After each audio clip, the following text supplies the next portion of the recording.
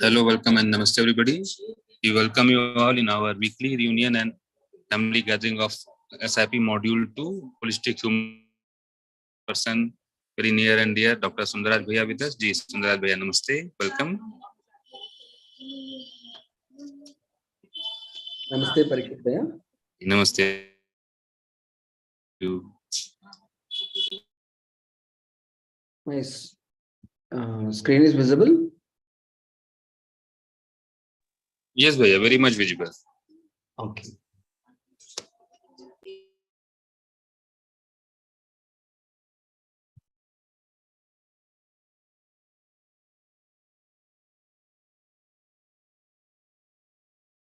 Namaste to all. We will continue where we left last week. So we were discussing about how to decide the quantity of food, and we spoke in detail about the factors which determine how much food we have to eat, like digestive power. If the person's digestive power is strong enough, consumption of food can be more than average. And the person whose digestive power is weak, they have to consume less food and try to increase their digestive strength so that they can have more food. Physical activity, those people who are doing a lot of physical activity can consume a lot of food, and their body needs a lot of nutrition. But people who are sitting at a desk whole day without doing any physical activity, they have to minimize their food intake because they are not burning their calories and they are allowing the body to accumulate lots and lots of fat due to physical inactivity and a lot of consumption of food.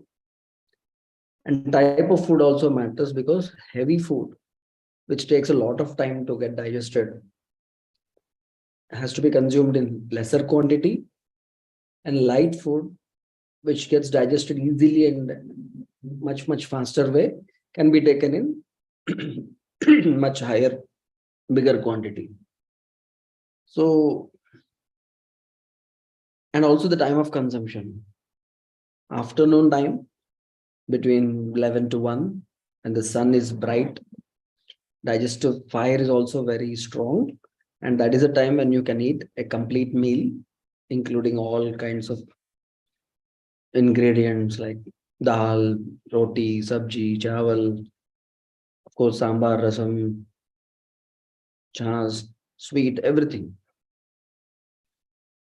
Heaviest meal can be in that particular time, whereas during the breakfast and the lunch, dinner time, breakfast and dinner, you have to make it much lighter than the lunch.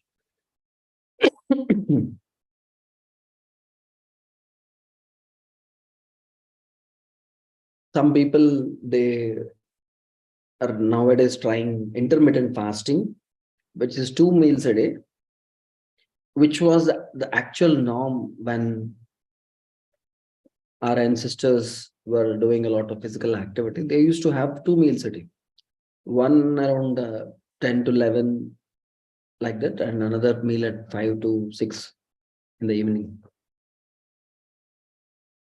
So that kind of thing is also okay. And the morning meal can be heavy and the evening meal can be lighter. Depending upon the season also, we need to decide the kind of food we eat. During hot seasons, lot of solid food is not it cannot be easily digested. So in summer season, when digestive strength is less, we need to have more and more of liquid foods and less of solid foods. Whereas in winter season, when cold seasons where the digestive strength is so high, you can consume much heavier food. Depending upon the season, also quantity of food changes. So all these things, all these changes can be done successfully only if we start listening to what our body is trying to communicate with us. Body will easily tell us after eating food, After some time, how do we know whether the previous meal got digested or not? Udgara Shuddhi Rutsaho Vegotsargo Ethochitaha Laguta. There are so many things. Udgara Shuddhi, when a belching comes, it comes without any order. So normal belching comes, then the previous meal got digested. If the belching comes with some strong odor of the previous meal, it says that the previous meal is not at digested. And you're feeling lighter in the stomach, you're feeling energetic. So all these things are body's way to communicate, to tell you that the previous meal got easily digested and that quantity is okay with me. And sometimes even if it is, it is that we have reached, we got past the dinner time. So ideal time is 6:30 to 7:30. I had my dinner before coming to this session. So, but if I sit to have food and I don't feel like eating, I feel like my tummy is bloated, I feel like there is no hunger, then the previous meal which I have consumed is heavier than I can digest. So if you regularly feel that whenever you sit to eat the next meal and still you feel that the stomach is heavy, and just because it is time you are consuming food, then you need to correct the quantity of food and also understand the type of food, whether it is heavy food or light food. If it is heavy, then you need to make it lighter. Sometimes people have lunch and after 2-3 hours they feel severe hunger, which means whatever they have consumed in the lunchtime is not at all enough and body needs more food. So in so many ways body tries to communicate and tell us that this quantity is sufficient, this quantity is insufficient, this quantity is compatible with our body, this particular food is not compatible with our body. It tries to express in so many ways.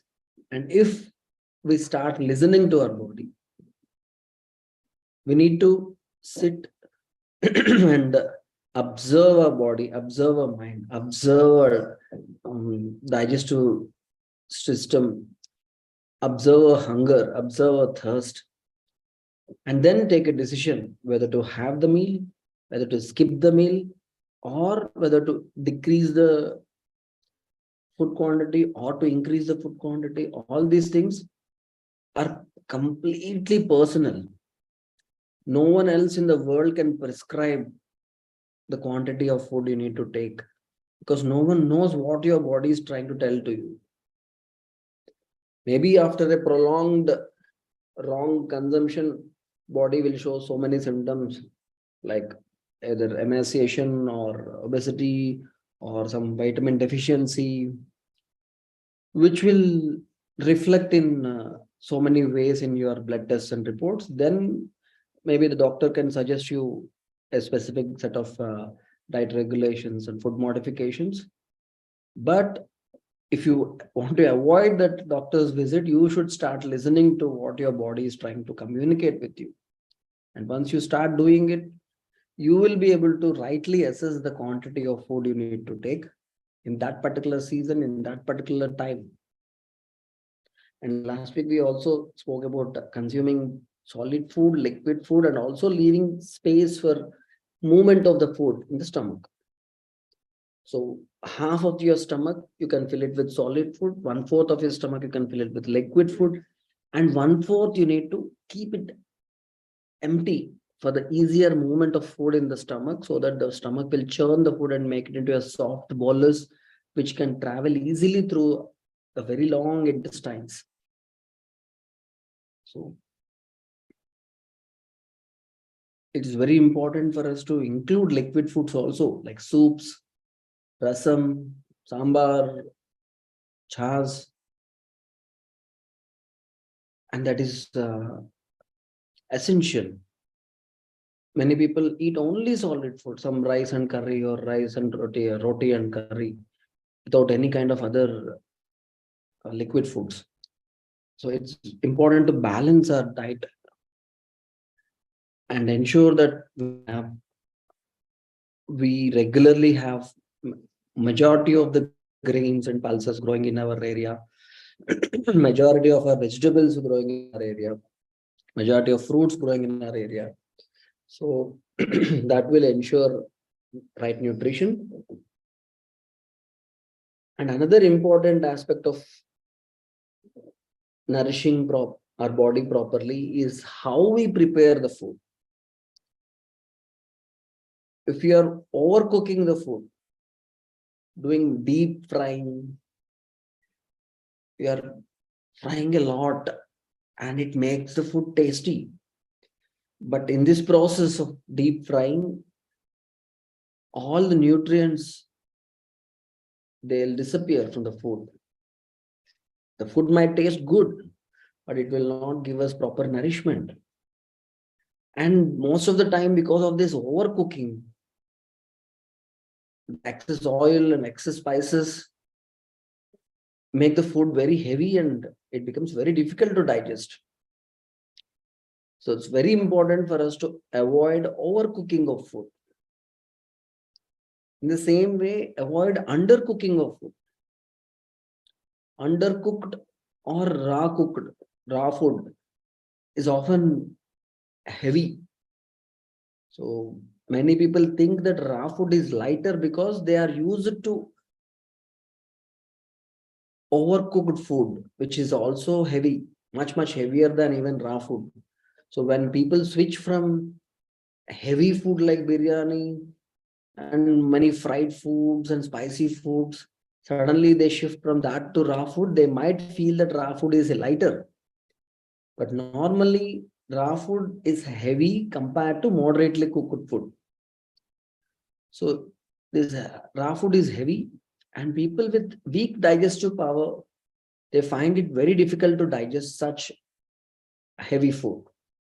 Many people who practice yoga think that eating only vegetables and some sprouts is satvika ahara, and they eat directly without any cooking, and that often becomes heavy, particularly sprouts, which are super rich in proteins. And because they are derived from pulses and they are very heavy to get digested, and you are not adding any spices and not cooking it properly, and you are consuming it in larger quantity, that will definitely decrease the digestive strength. And especially if you are not doing any physical activity and consuming only raw food, then also it will become difficult for the body to digest. So moderate cooking, it even kills so many germs from the food and makes the food soft and easy to digest. Without destroying the nourishment, you can moderately cook the food, make it tasty, and have it. So judicious usage of spices is also very important. In our tradition, usage of many spices like ginger, turmeric, pepper, jeera, they stimulate the digestive fire, and they also help us easily absorb and assimilate the food. These spices, we use them as medicines. The same ginger, turmeric, pepper, jeera, dalchini, long, all of them are medicines actually. And they are useful in a wide range of conditions, diseases. In fact, you might have heard about Western countries trying to take patents over turmeric and tulsi and many other herbs. And our country successfully stopped that patenting process. And why is that? Why is it so important for them to patent turmeric. We all use turmeric every day. You know, in United States of America, where they do the most important research on cancer, for 2 decades, they try to do a research on more than 1,000 substances which are having some anti-cancerous properties. And after doing decades of research, they have identified around 18 substances which actually have a desirable effect on cancer, positive impact, which can be measured. And out of these 18 substances, one is turmeric. But even in those 18 substances, turmeric is very, very special, because each substance is having a special property in a special way of preventing cancer or curing cancer. Like some substances, they can stop the spread of cancer cells, proliferation of cancer cells. Some other substance has this unique property of removing the carcinogens, which are the root cause of cancer, removing these harmful carcinogens from the body. Some other substance can cause this, have this antioxidant property, which will remove the free radicals from the body and also prevent cancer. But turmeric is the only substance which is having all the properties. It can stop the proliferation of cancer cells. It can remove the carcinogens from the body. It can do the, it can act as an antioxidant. And also it has a special property. Normally, all our cells, they take birth, perform some activities, and they die. And this death happens voluntarily, self-death. And this self-death is called apoptosis. It dies on its own. But a peculiar property of a cancer cell is it switches off this apoptosis mechanism. And because of that, it never dies. The cancer cell never dies. It keeps on proliferating. It keeps on dividing and becoming more and more and more number of cancer cells. And because it has switched off this mechanism, it never dies. And turmeric has the unique property of switching on this apoptosis mechanism again in cancer cells, which will lead to natural death of these cancer cells. So turmeric is not just a regular spice which we use every day in our curry, sambar.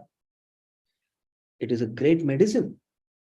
In fact, in our hospital, we make a very simple medicine called Haridra Ghanavati, where we take powder of turmeric roots and pour gomutra in it, and we do bhavana, and we continue it for 7 days, and then we dry it, and then we make them pills. And that pill we prescribe for patients with cancer and so many other tumors. And we have seen wonderful results with a very simple, very economical, very, very, very negligible price, maybe less than 1 rupee for each pill. And it is very effective. I just spoke about turmeric, but all our spices are wonderful medicines. And in very less quantity, when you use them in our day-to-day basis, they help us digest the food better and absorb and assimilate the nutrients better in the body. But the same spices, if we are using them in excess quantity, they produce a lot of heat inside the body. They disturb the digestive mechanism, increase acidity, ulcer formation, and so many other problems. Even while Corona, Ayush department has suggested this Ayush Quad, which includes Dalchini, Lavang and Guduchi or Amrita, Giloy. These spices and this herb Giloy, make them a decoction and drink like that. They have suggested. And many people made very strong decoctions because they were not clearly informed about the dosage and mechanism of how to prepare the Ayush Quad. And people who have consumed excess quantity of this Ayush Quad had literally severe gas trouble and acidity and sometimes ulcers also. So the same medicine can become a poison if you overuse it. And nowadays, the excess use of spices are the main reason for so many digestive disturbances. It's very important for us to use the spices in a judicious way. And reheating food is again a recipe for disaster. Reheated food undergoes extreme temperature changes. Like when you cook it, it goes beyond 100 degrees centigrade. And then when you keep it aside, it comes down to room temperature, or sometimes you keep it in the refrigerator, it goes beyond 0 degrees centigrade. And then you take it again and put it into oven and you heat it again and goes beyond 100 degrees centigrade. So these extreme temperature changes in the food, it will cause a lot of harmful chemical changes in the food. And these chemical changes, which are harmful, they affect our health drastically and cause many diseases. So never reheat the food. Cook it fresh and eat it in that instant. Or maybe maximum of 2 to 3 hours gap between cooking and eating. Maybe you cook it in the morning and maybe you can have it in the lunch, but not in the dinner. Morning food which was cooked in the morning session, you consume it in the night time, already the food becomes tamasic food, stale food. And all these are again recipes for disaster. One patient long back came to our hospital to get treated for psoriasis, a skin disease where skin cells divide rapidly and lots of flakes. Skin peels off like anything. And when I saw her, it was like a very horrifying sight because the entire skin, not even a small inch, is normal. The entire skin is full of flakes, and if she just moves her body, a lot of flakes fall on the ground. And she's deeply disturbed. She was deeply disturbed, and she took a break from her job and she came back to India to undergo this therapy. And it took around 6 months to make her normal. When I asked her about, when I was taking her case history and I asked her about her dietary habits, because she was living in US then, she said, no, we eat only Indian food, all vegetables. We are not even non-vegetarians, we are vegetarians. We eat all dal, roti, chawal, sabji, same thing. So then I asked her, how do you cook? I cook in a traditional way, but I don't get a lot of time in the weekdays. So in the Sunday, I'll make some 8 to 10 curries. And every day I take one curry from the refrigerator and heat it in my office and eat. I asked her, what is the reason for it? You could have made it fresh. She says, in the weekdays, it is very hectic. I don't find time to cook at all. So I just have to cook it in the weekend only. And just because she's not having time to cook in the weekdays, she had to take a long leave of 6 months, come all the way to India to get treated for the disease whose root cause is reheating, consuming reheated food. So it's very important for us to understand that reheated food is definitely poison, and you don't have to wait for so many years to see the effect of negative effect of that food. Nowadays it is like even it brings down our immunity drastically. Reheated food, always consume fresh food. And another important thing is cooking food in healthy utensils. Utensils containing carcinogens like aluminum cookware, non-stick cookware, plastic cookware, we need to strictly avoid, so that cancer and other dangerous diseases will not affect us. There is a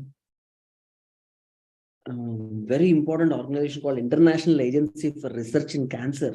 It is a sister concern of World Health Organization. And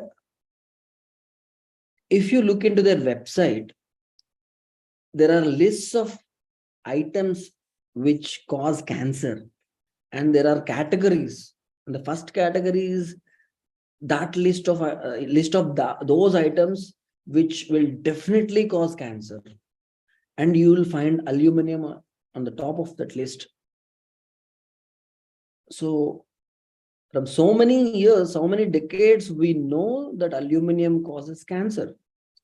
If you cook in aluminum cooker, this aluminum will enter your food, and through food it will enter your body, it will enter your cell, it will enter the nucleus of the cell, and it will convert the DNA and convert the normal cell into a cancerous cell.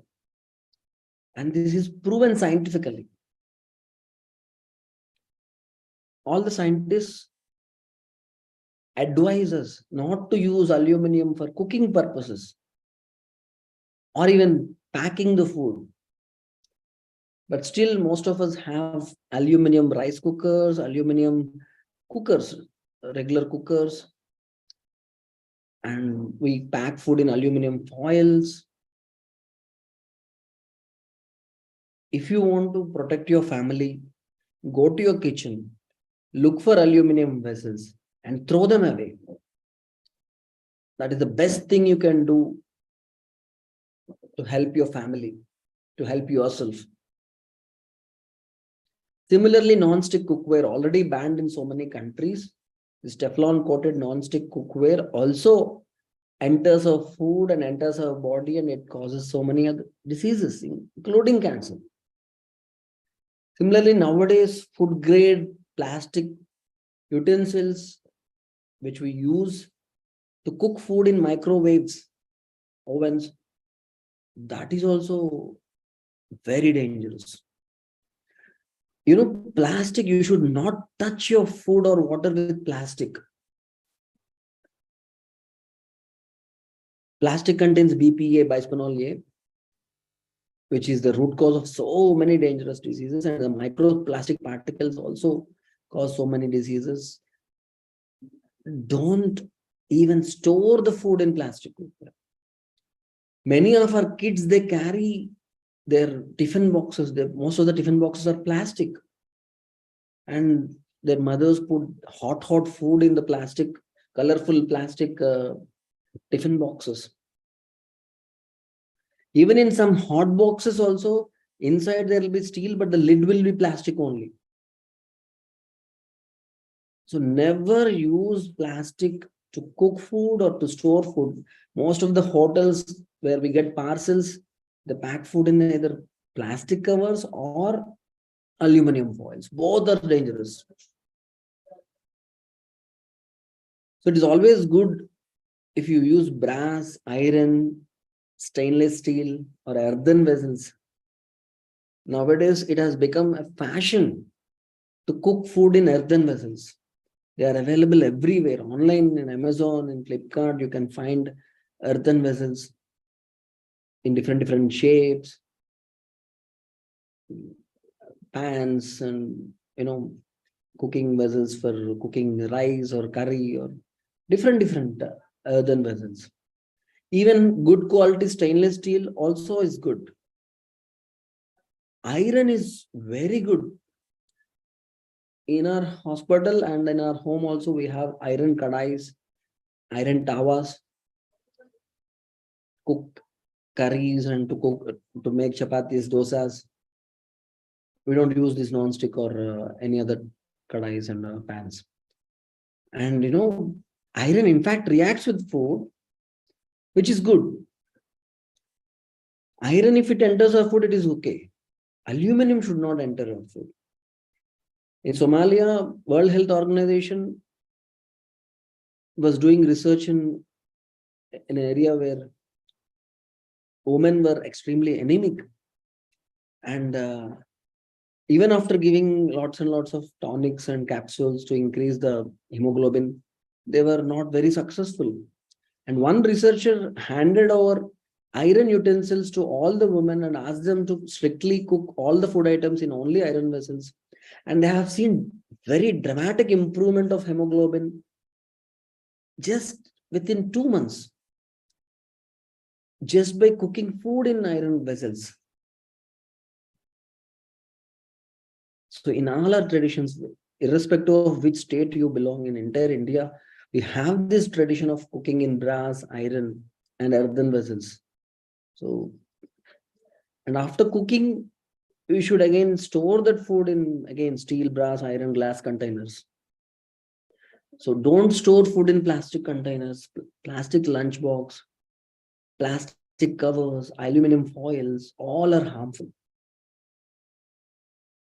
Refrigerating food often harms our health, as the food which is preserved in refrigerators undergoes harmful chemical changes. Many people think that because the temperature is so low, nothing happens. That is the reason why food is not getting spoiled. If you keep the same food outside, it will be attacked by microorganisms and it gets spoiled. And if you keep the food in refrigerator, it will not get spoiled, no microbes. So it is good to have food, keep food in refrigerator. No, definitely not. Someone, Chandrasekhar ji, you have a question?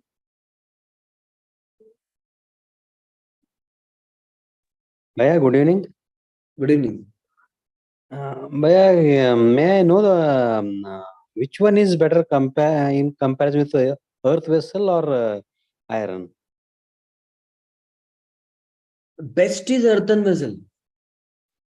Earthen vessels are best, always better. And iron vessels, to make a dosa or roti, they are okay. But when you make curry, sometimes the curry turns black, dark in color iron.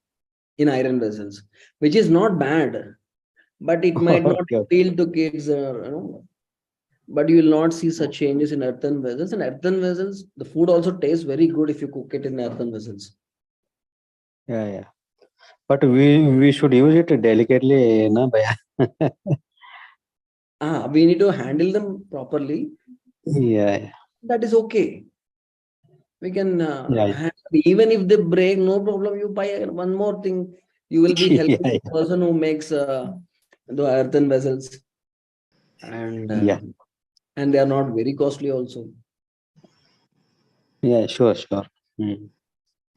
Nowadays, many people are cooking on the gas stove only. They are directly cooking in earthen vessels. Yeah, nowadays such earthen vessels are there. Bhaiya. Yes. Thank you, bhaiya. Thank you. Krishna Gopal ji. Namaste, Bhaiya. Namaste. Yeah, ji. Yeah. Actually, I have asked the question in chat also. It was from last slide or last discussion. What you were talking about the raw foods and cooked foods, overcooked foods, and like that. Okay. So, if we are taking fruits and salads, what about that? Yes, we don't consider ripe fruits as raw, because that cooking process happens in the ripe fruit, and because of sun or because of so many other changes, they become lighter. If you take a raw mango and a ripe mango,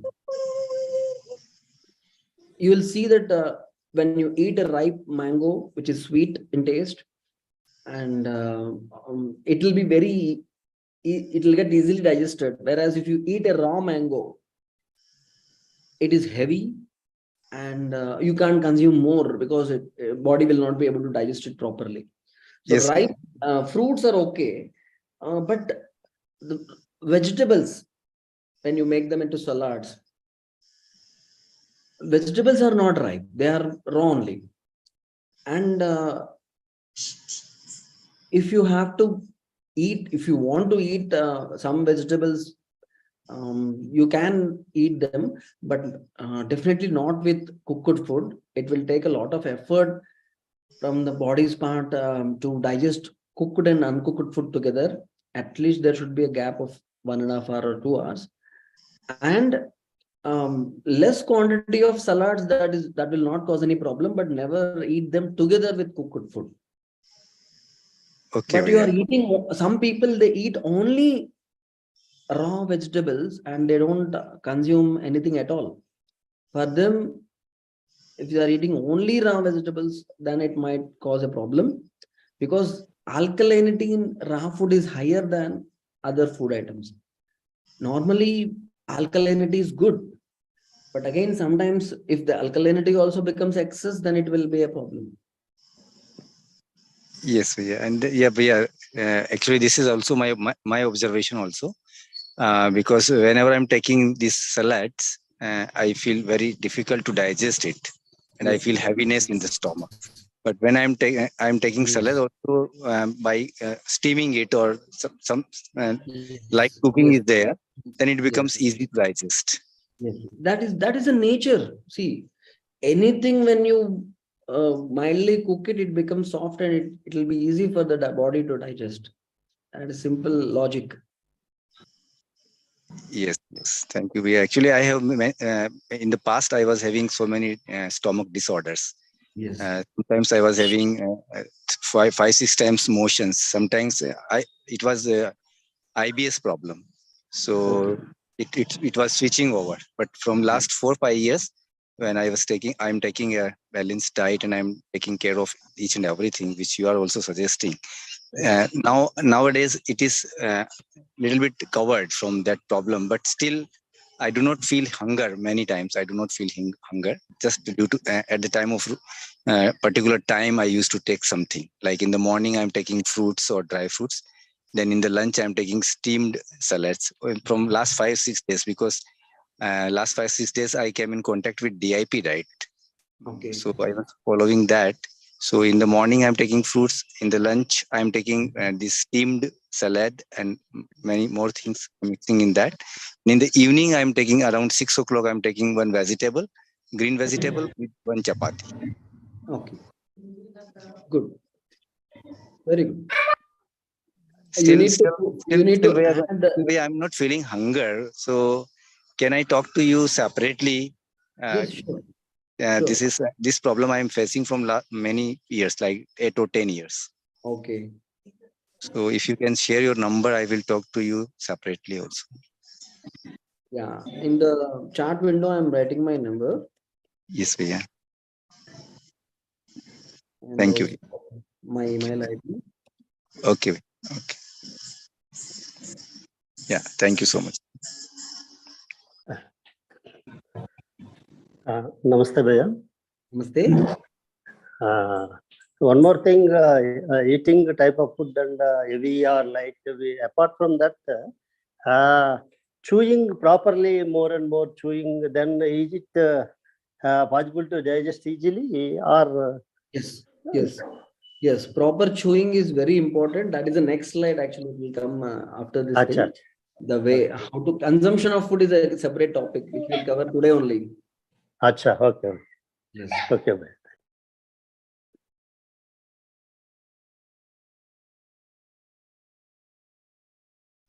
Hello.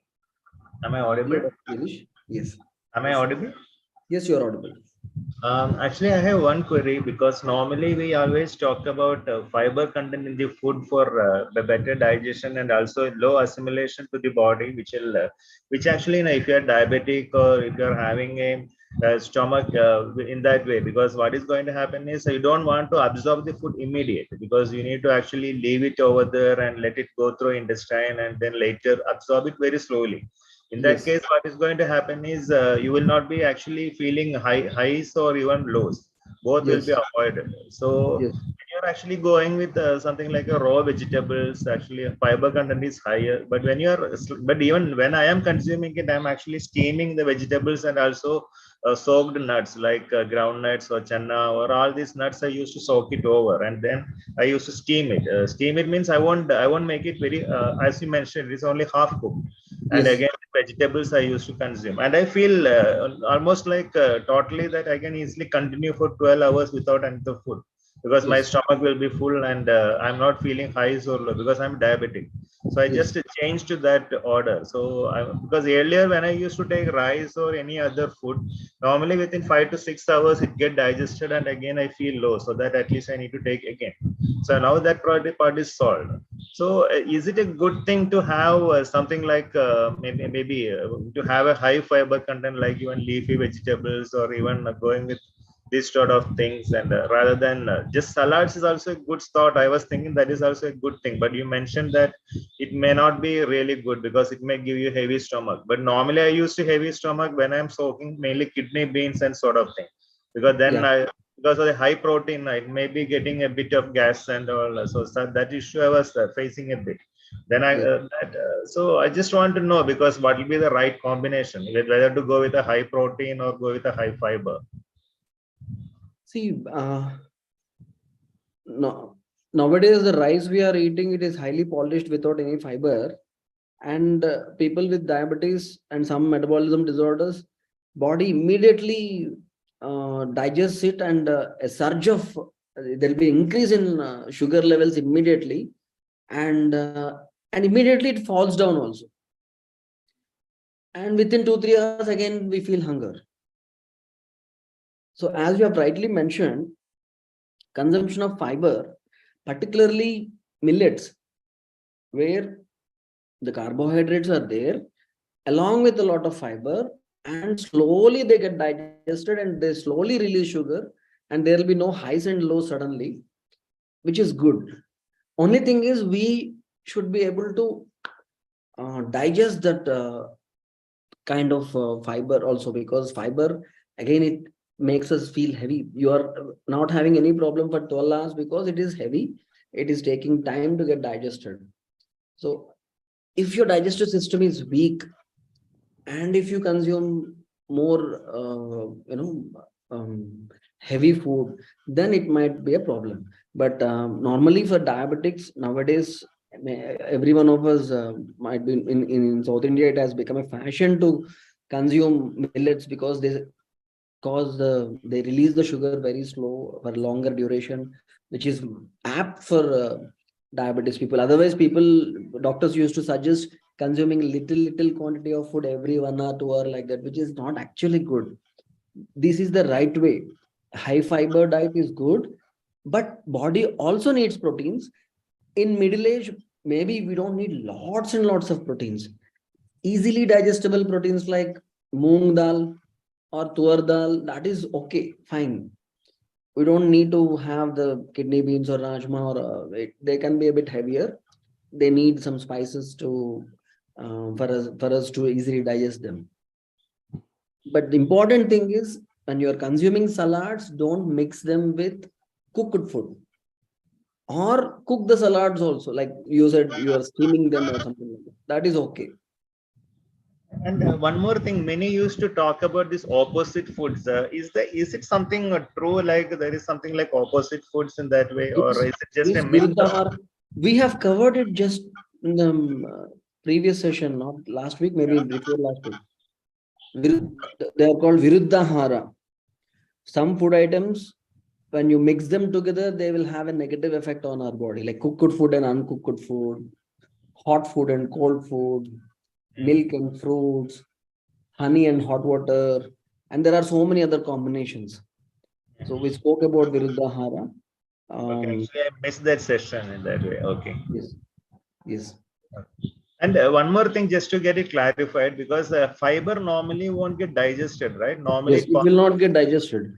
it just passes It through. forms a bulk and it will clean the intestines.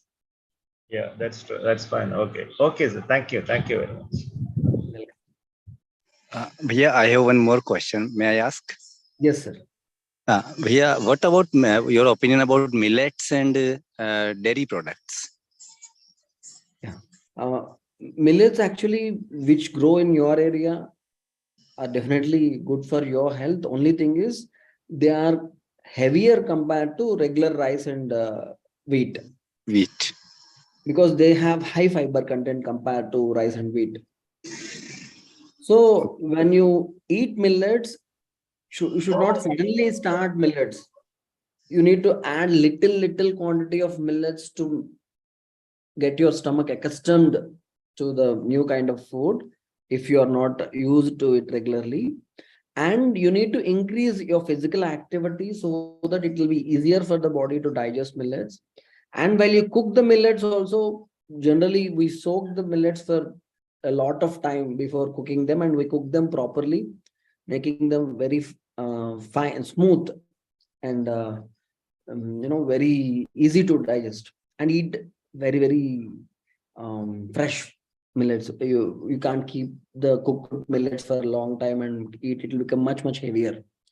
So slowly and gradually you can make your body used to digest, get used to consume and digest the millets easily. It should be a gradual process, not suddenly from tomorrow onwards I'll stop rice completely, wheat completely, and start eating only millets. That will become a problem.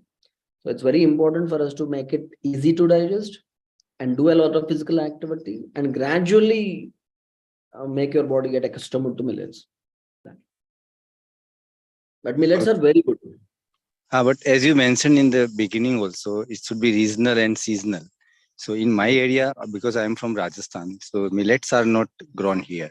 We are generally using wheat, rice, and this bajra and maize, makka. Bajra, jawar, they are millets. Okay. Bajra and jawar are millets. Ragi is millet. Okay. All are Actually, millets. in DIP, they are suggesting some other millets. They are calling that is not available in our area. If it is not available in your area, you need not worry about it. Eat bajra, eat ragi, eat jawar, and any other millets which are growing in your area. That is good for you. Okay. And what about dairy products? So this also we have covered previously in previous session, but I'll just complete it very fast. So dairy products, milk is actually good for in so many ways. In fact, in our practice, we make our patients do a special therapy called Kshirapana therapy for 48 days, during which they consume only milk and nothing else. Only milk as breakfast, lunch, dinner, snacks, everything is milk, nothing else, only milk. And that helps in some very difficult diseases also, that particular therapy, along with some medicines, and only milk as diet. So milk is very good in nourishing our brain, strengthening our bones, and milk products like ghee, butter, and other sweets and all are good actually. Only problem is the source of milk. If the milk is sourced from Indian cows or Indian buffaloes, it's very good. But if they are from hybrid like Jersey, HF cows, which give a lot of milk but they are not nutritious and sometimes harmful, and if the cows or buffaloes are getting lots and lots of hormonal injections to increase the yield of milk, that milk will be poisonous.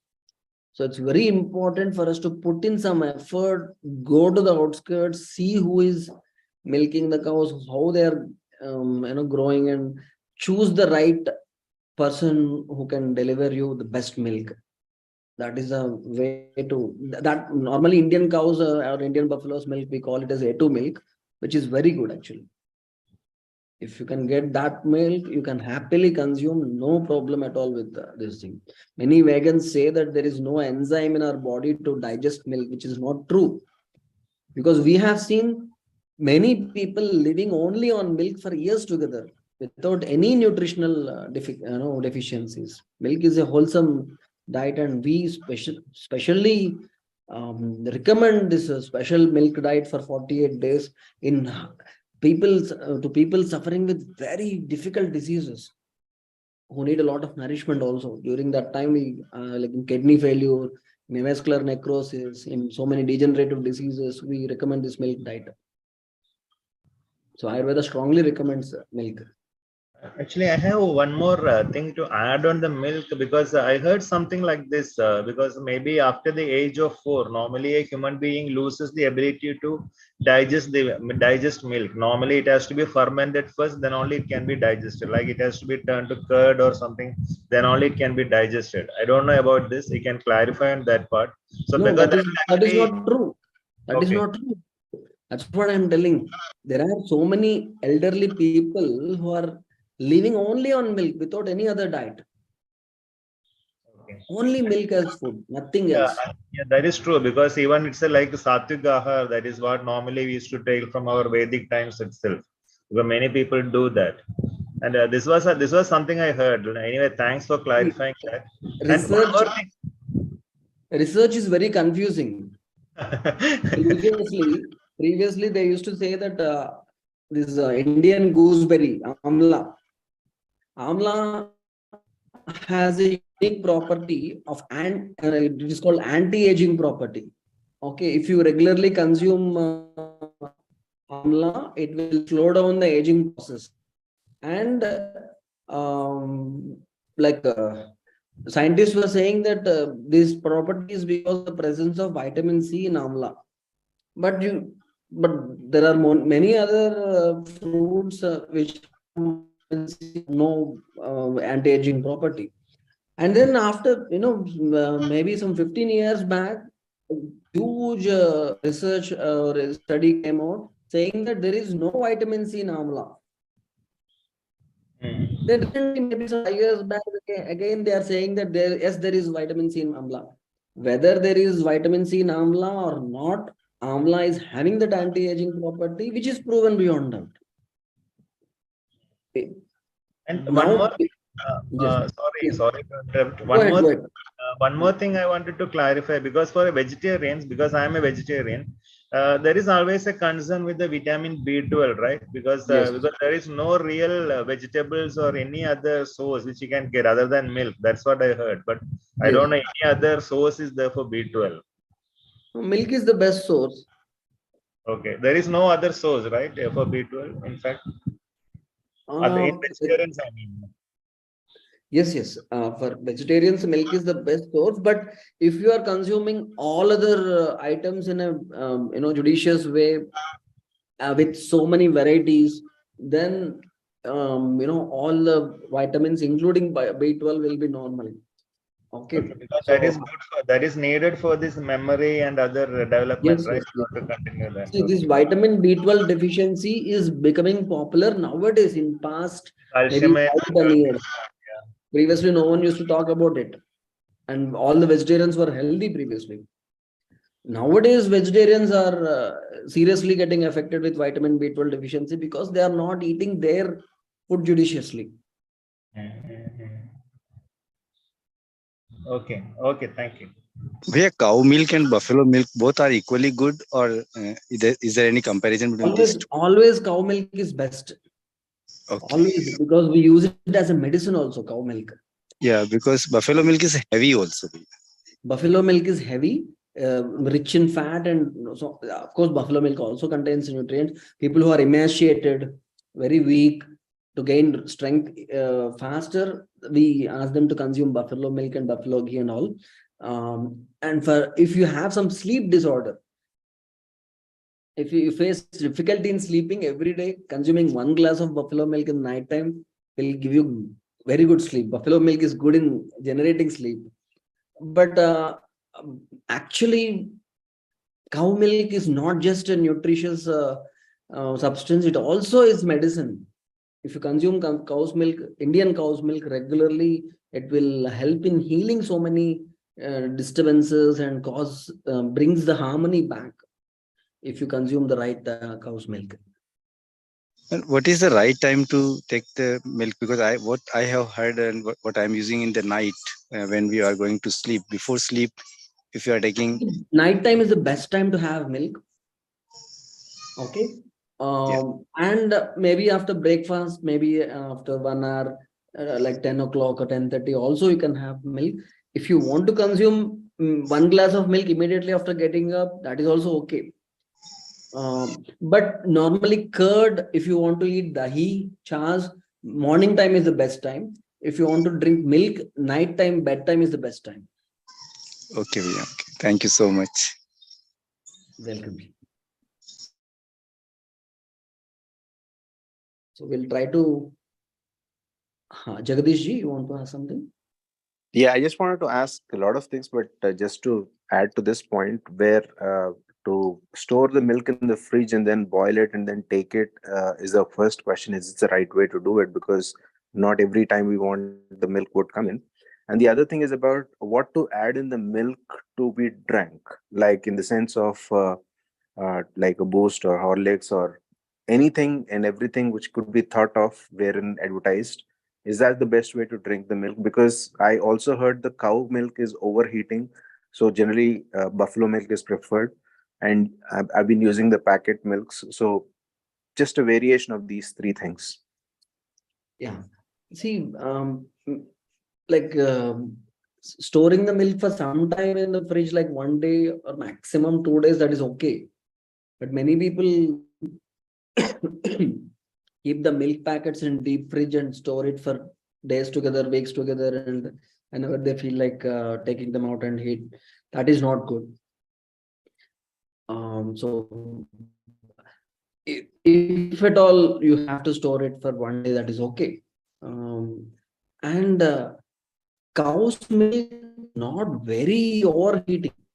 It has a mild ushnata, which is good for metabolism. It will not cause excess heat inside the body. That is another thing. What is the other question you asked? Is it good to mix anything? Like, because I have two young kids. Yes.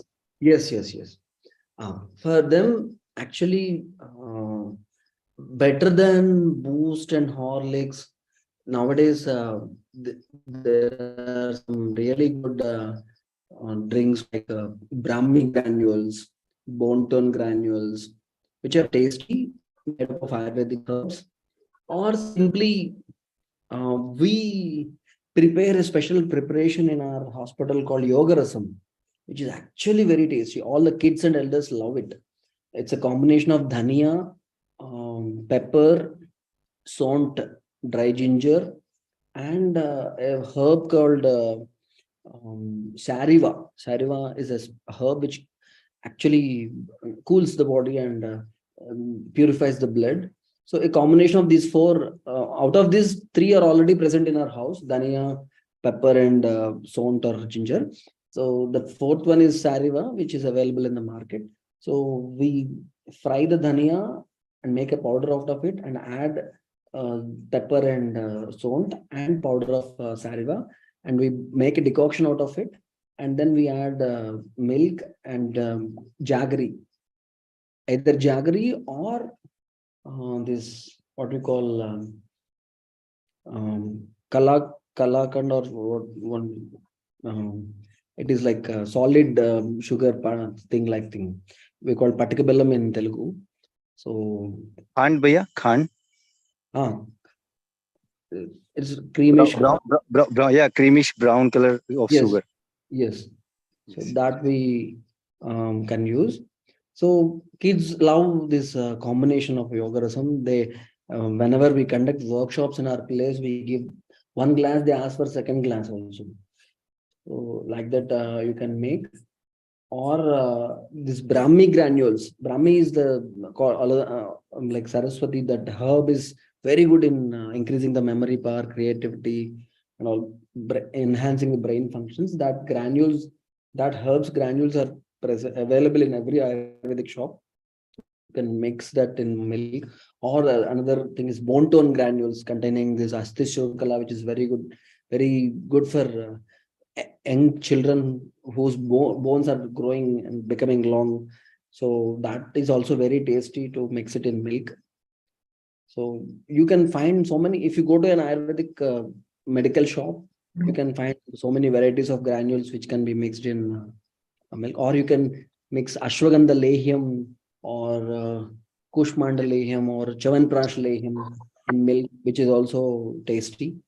So like that, you can make the milk tasty and But it is healthy. good in the evening before you sleep or night, right? Yes, Instead of yes, morning. exactly. It's very good in the night time. Milk, it is best time to consume it in the night time. Is the right time. So in the night, what is a good thing like idli or dosa, or what is the ideal snack to be have along with the milk, or it has to be taken separately without No. having anything? You have to, like, night meal should be before 7:30. No, the And milk bedtime, when it should be there. milk is Like there should bedtime, be a 9 gap, or o'clock, 9:30. There should be a gap of 1.5 hours. okay, any prescribed quantity, as in 100 ml or 250 ml or something like that? 50 ml is good. Even for kids also, 250 ml is good. Okay, but idli, dosa, something of that sort is good enough on a daily basis or not good? Evening, night, and as a Yeah, dinner. evening. Yeah. Before that drink, what you suggested, because it sounds very appropriate. That's the only Yes. word I could think of. Uh-huh. Because I've been using this lactogen for quite some time, for years now, Okay. and the vanilla essence, vanilla flavor. But I didn't really find enthusiasm or anything. I was told that you should also stop the packet milk because it increases some angriness or whatever, because one or other thing is associated with one or other thing. So in that sense, when Packet I'm milk, getting, we don't know the source of milk, na? But it is like mixture of so many milks. yeah, So yeah, yeah. so we need to put some effort and go beyond our place So and find someone who right. is, yeah. So I was just So thinking in the about this. nighttime dinner time, it is if you daily consume idli dosa, that will not be enough because you need to have some vegetables. If you consume idli dosa with chutney, that will not be enough for them, particularly for kids. Okay. Kids actually they can have some nice meal in the night time also. Roti with sabji, dal with sabji, something like that. Or Okay. Got it. khichdi with moong dal, rice and some vegetables in it. Cook it well with some ghee and spices. That is very good in the night. Okay. Or the gehu rava, rava of wheat. You can make khichdi out of it. Put some vegetables and cook it like an upma, and you can have. Yeah. Thank you. Welcome. Yeah, I couldn't listen the quantity of milk. Can you please repeat again? 250 ml is ideal. Okay. Even for kids also, 250 ml they can consume, no problem. Yeah. Thank you. But yeah, lastly, can that be taken by the adults also? Because I'm a diabetic, so I'm just trying to check.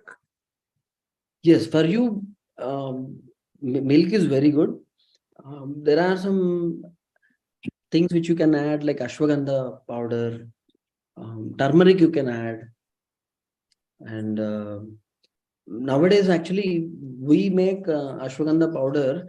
Normally, ashwagandha is a very nice immuno-boosting and nervous system strengthening and relaxing. Ashwagandha, if you consume with milk in the nighttime, you'll get very calm and peaceful sleep. It enhances your immunity. So many benefits are there, but it is a bit bitter. Some people, what they'll do is they take ashwagandha root, boil it in milk, and then dry it and make it powder. Then the bitterness is gone, and then you can directly mix it in milk and you can drink. That is very healthy, actually. Thank you. Welcome. So let us complete the. Oh, it's already 8:36. So.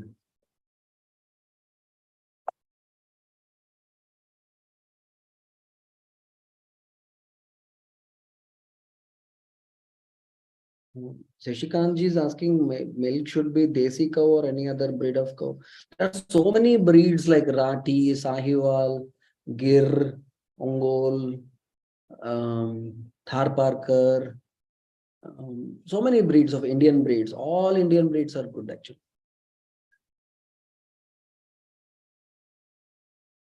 So I'll just skip the slides. There are only 1-2 slides. So freshly prepared food made compatible for our constitution, tasty and healthy without any taste enhancing chemicals. Don't use aluminum, plastic, non-stick cookware. Use iron, brass, copper, and earthen vessels. Don't store food in aluminum foils, plastic tiffin boxes. Don't use refrigerators to store cooked food.